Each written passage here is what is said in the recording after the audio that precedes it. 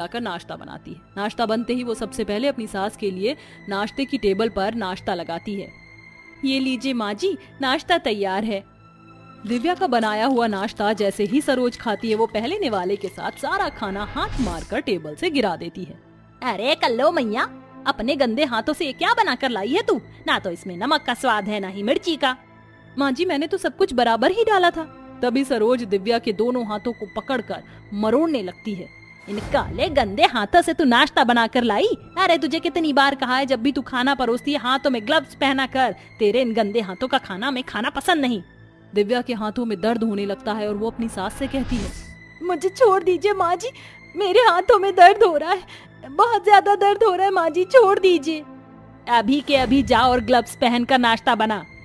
दिव्या अपनी सास की ऐसी बात सुनकर चुपचाप रसोई में जाती है और हाथों पर ग्लव्स पहनकर नाश्ता बनाती है और सरोज के लिए लेकर आती है। उसके हाथों में ग्लव्स देखकर देवेंद्र कहता है, अरे लगता है सुबह ही सुबह तुम शुरू हो गई।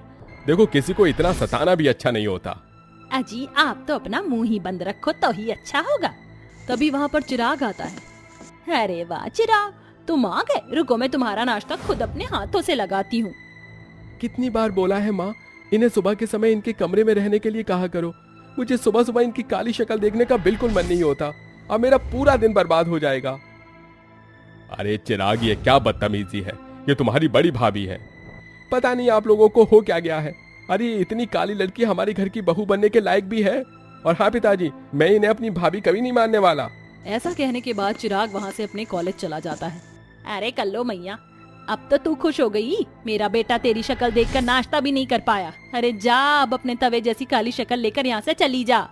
सरोज की ऐसी बातें सुनकर बेचारी दिव्या रोते हुए अपने कमरे में जाती है और अपनी पांचों माताओं से कहती है, माँ, क्यों मेरे साथ इस घर में ऐसा होता है? कोई मुझे कुछ नहीं समझता। आखिर मेरा क्या कसूर है? आपने मुझे इतना काला क्यों बनाया? अगर मैं भी गोरी होती ना तो ये कभी ना होता। ऐसे ही बेचारी दिव्या रोजाना अपनी सास और देवर के कड़वे बोल सुनती रहती है और ना चाहते हुए भी उसे उस ही घर में रहना पड़ता है। एक दिन दिव्या रसोई में रोटियां बना रही होती है। ओहो, बहुत ज्यादा गर्मी है। इतनी गर्मी तो बर्दाश्त भी नहीं हो रही। थोड़ा सा पानी पी लेती हूँ। दिव्या फ्रिज खोलकर पानी पीने लगती है, लेकिन इतनी देर में तवे पर रखी हुई रोटी जल जाती है, जिसकी बदबू से सरोज रसोई में आती है और गुस्से से आग बबूला हो जाती है। ये क्या है? ये सब क्या चल रहा है? अरे एक तू कम थी क्या इस घर में, जो अब तूने अपनी जैसी शक्ल की रोटियां भी बनाना शुरू कर दिया? माँ जी, दरअसल मैं पानी पीने आई थी, पता ही नहीं चला कि रोटी कब जल गई। अरे मुफ्त की तोड़ने में ज्यादा ही मजा आ रहा है तुझे। तुझसे घर तो संभाला नहीं जाता, ऊपर से मुंह जोड़ी करवा लो। माँ जी, मैंने आज तक आपको कभी पलट के जवाब नहीं दिया, आप ऐसे क्यों बोल रही हैं? अरे कुल्टा, ये जो जवाब पे जवाब तू दे रही है ये मुंह जोड़ी नहीं है तो क्या है? तो जैसी कल्लो मैया मेरी बहू नहीं हो सकती। निकल अभी के अभी, तू इस घर से निकल जा। मुझे तू इस घर में एक पल भी नहीं चाहिए। ऐसा कहने के बाद सरोज दिव्या के बाल पकड़ते हुए उसे घर से बाहर खींचते हुए लेकर जाती है। नहीं माँ जी, मुझे घर से मत निकालो। माँ जी, मैं कहाँ जाऊंगी? इस घर के अलावा मेरा और कोई ठिकाना नहीं है माँ जी। दिव्या ये सब बोल ही रही थी कि तभी सरोज उसके कमरे से उसकी पांचों माताओं की फोटो लेकर आती है और घर के बाहर रख देती है। अब तेरी और तेरी माताओं की इस घर में कोई जगह नहीं। जा, निकल जा इस घर से। बेचारी दिव्या अपनी माताओं की मूर्तियां उठाकर वहां से जाने लगती है। कुछ दूरी पर चलते हुए उसे एक पेड़ के नीचे चूड़ी बेचने वाली एक औरत बेहोश नजर आती है। अरे ये क्या, ये औरत तो बेहोश पड़ी है।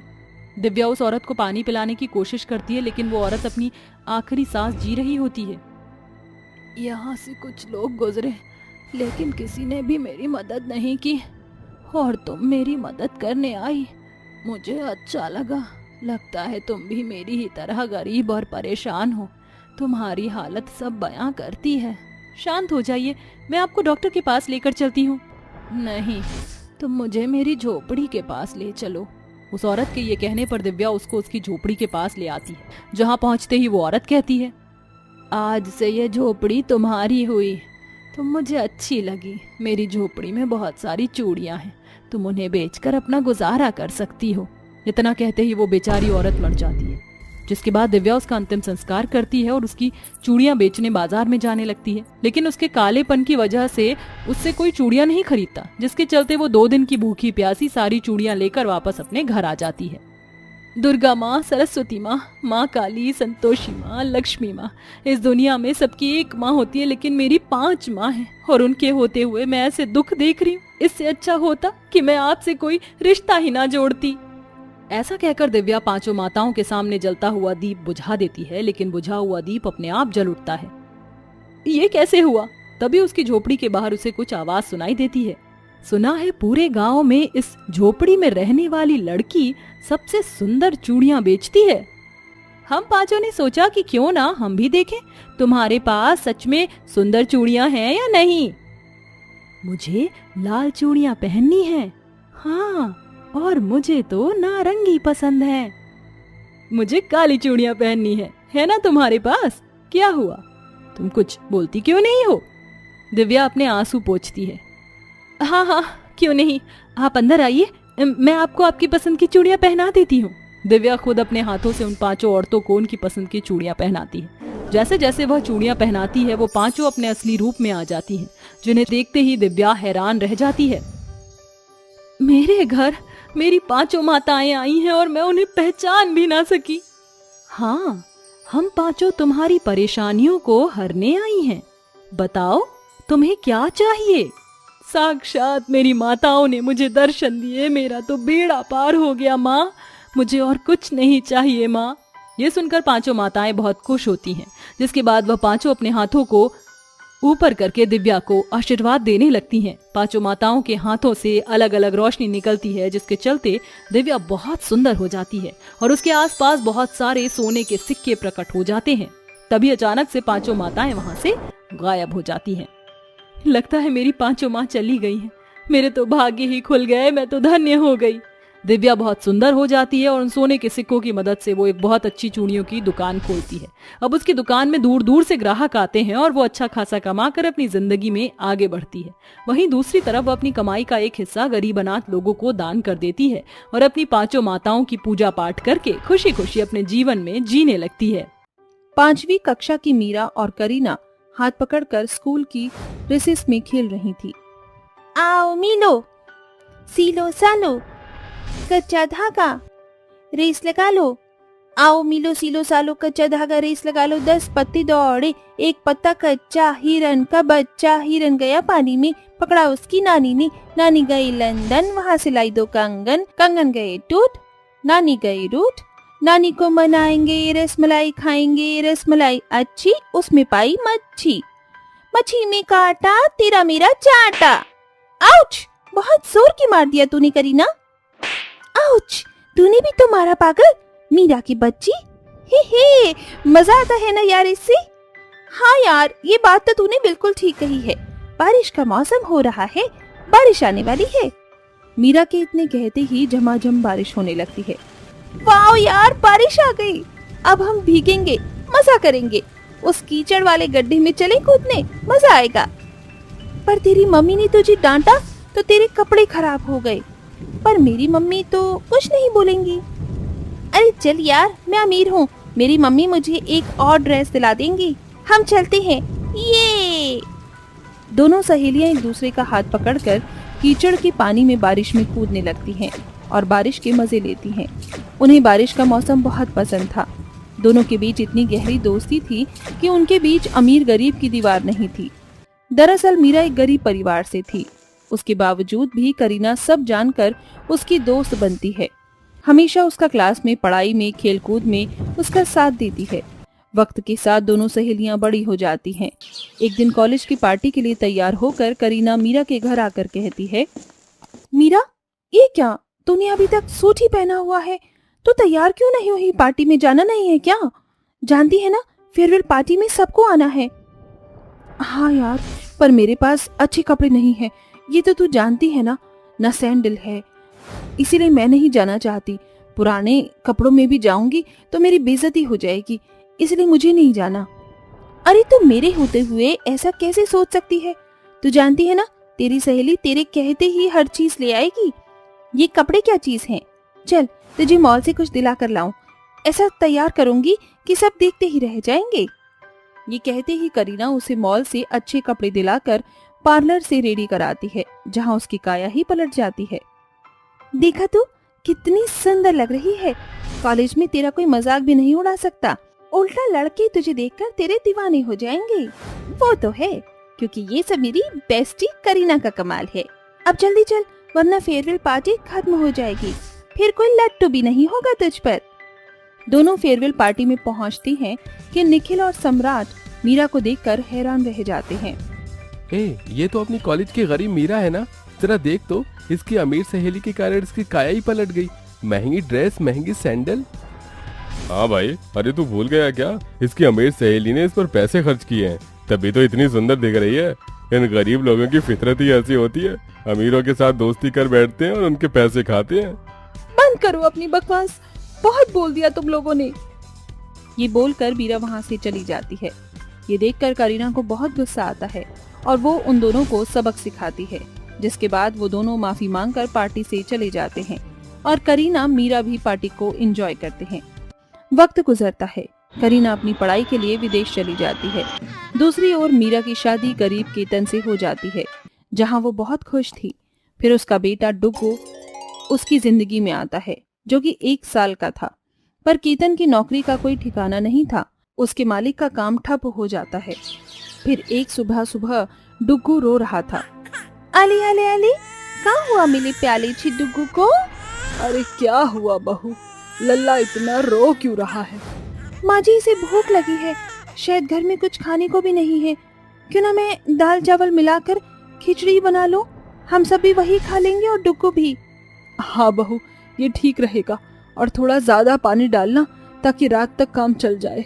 माँ मुझे माफ कर दो, मैं घर का खर्चा सही से चला नहीं पा रहा, आपकी दवाई नहीं आ पा रही, और अब तो डुग्गू भी थोड़ा बहुत खाने लग गया। कोई बात नहीं बेटा, आज तू अपने मालिक से बात करना। केतन जी, आप खाना खाकर जाइएगा। नहीं मीरा, इतनी टेंशन है कि मैं चैन से बैठकर घर पर कुछ खा भी नहीं सकता। अच्छा, डुग्गू का ख्याल रखना। इतना कहकर केतन चला जाता है। फिर वो पानी वाली खिचड़ी बना देती है। दोपहर में सास बहू वही खाते हैं। खाते वक्त अचानक से मौसम बिगड़ जाता है और तेज बारिश होने लगती है, जिसके कारण उनके घर की छत से पानी टप टप करने लगता है और पानी मनोरमा की थाली में पड़ जाता है। हे भगवान, ये कैसे दिन देखने पड़ रहे हैं कि चैन से खाना भी नसीब नहीं हो रहा। अब बरसात की बूंदें हमें परेशान करेंगी, गरीबी से तो तंग ही हो गए हैं। माँ जी, इधर खाना खा लीजिए, मैं यहाँ पर पतीला रख देती हूँ, गीला नहीं होगा फर्श। शाम को केतन घर पर वापस आता है तो जगह जगह पतीले और बाल्टी रखा हुआ देखकर कहता है, ये क्या, अब हमें इस चीज से भी जूझना पड़ेगा।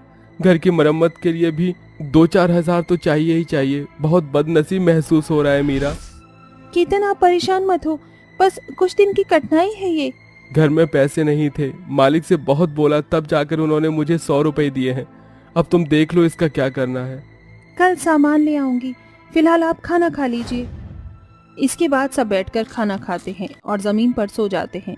अगले दिन केतन उठकर देखता है तो उसकी नजर खिड़की से बाहर जाती है, जहां सारी सड़क पर पानी भर गया था। तभी एक गाड़ी उसके घर के सामने रुकी, जिसमें से छाता पकड़ा हुआ एक ड्राइवर, हाथों में सामान लिए हुए एक महिला जिसने चश्मा लगाया हुआ था, उसके साथ करीना के घर के अंदर आती है। मीरा, मीरा कहाँ है तू? करीना, तू अचानक, वो भी इतनी बारिश में कैसे आना हुआ?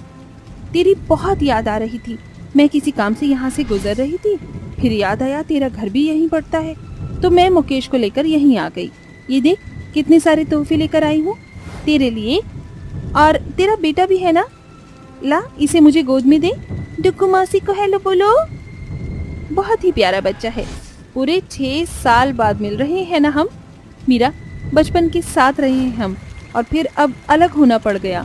अरे ये क्या, बारिश का पानी थोड़ा थोड़ा तुम्हारे घर में आ गया है।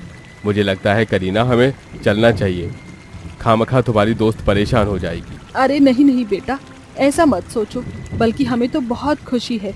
बहू, जरा कुर्सी लेकर आ, क्योंकि जमीन पर काफी पानी है, हमें अपनी सेवा करने का मौका तो दो।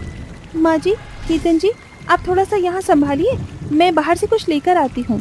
तभी मीरा बरसात में सर पर पन्नी रखकर भरी सड़क पर धीरे धीरे दुकान की तरफ जाती है और हलवाई वाले से समोसे, कोल्ड ड्रिंक लेकर आ जाती है, जिसे वो अपनी अमीर सहेली और उसके पति के सामने रखती है। करीना, तू तो जानती है हमें बारिश का मौसम कितना पसंद था। देख, मैं तेरे लिए गर्मा गर्म समोसे लाई हूँ और जीजू आपके लिए भी, खाइए।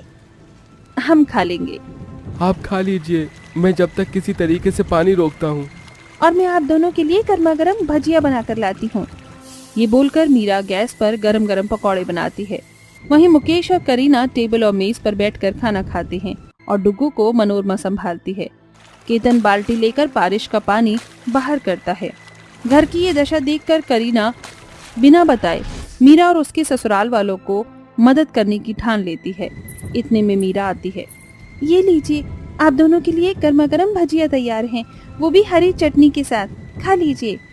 अच्छा मीरा, मेरी एक बात सुनेगी? मेरी सास यहाँ पर नहीं है और यहाँ बारिश भी बहुत है, तो क्यों ना आप सब लोग कुछ दिन के लिए मेरे घर पर आ जाओ। इतने में बारिश का पानी भी सूख जाएगा और मैं डुग्गू के साथ खेल भी लूंगी। अरे केतन भाई साहब, मेरे ऑफिस में एक एम्प्लॉय की जगह कम हो गई है, तो क्या आप आ जाओगे? मुझे आप जैसा भरोसेमंद आदमी चाहिए। सच में आपको अपनी कंपनी में ज़रूरत है तो मैं आपका सुझाव स्वीकार करता हूँ। जब तक मैं भी इस घर की मरम्मत करवा लूँगा, बारिश के पानी से खराब हो गया है। हाँ हाँ बिल्कुल जीजू। मीरा आजा, बैठ जा, तू भी मेरे साथ चाय पकौड़े खाकर बातें करना। हाँ हाँ बिल्कुल। ये सुनकर दोनों सहेली खूब एक दूसरे से बहुत देर तक बातें करती हैं। बारिश का बहाव भी कम हो जाता है और कुछ दिनों बाद करीना अपनी गरीब सहेली के परिवार को अपने घर पर रखती है। इतने में उसके घर की मरम्मत हो जाती है और केतन मुकेश की कंपनी में काम करके अपने घर की परिस्थिति धीरे धीरे बेहतर कर लेता है और वो सब खुशी खुशी रहने